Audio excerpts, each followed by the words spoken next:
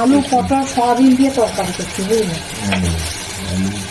Soybean দিয়ে তরকারি, আদা বাটা দিয়েছি, জিরে বাটা দিয়েছি, কাশ্মীরি লঙ্কা দিয়েছি কালারের জন্য।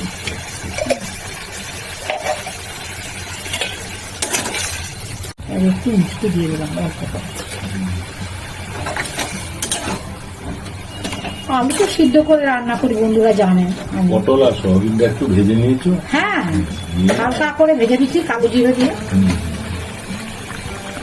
এবারে আদা জিরে লঙ্কা এগুলো বেটে তার উপরে ওর উপরে দিয়ে দিচ্ছি, তেলের উপরে দিয়ে আলু আর পটল একটু কষে নিয়ে জল দিয়ে দিয়েছি।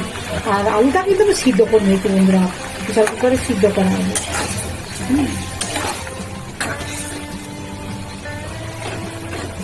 আলু পটল সয়াবিনের তরকারি।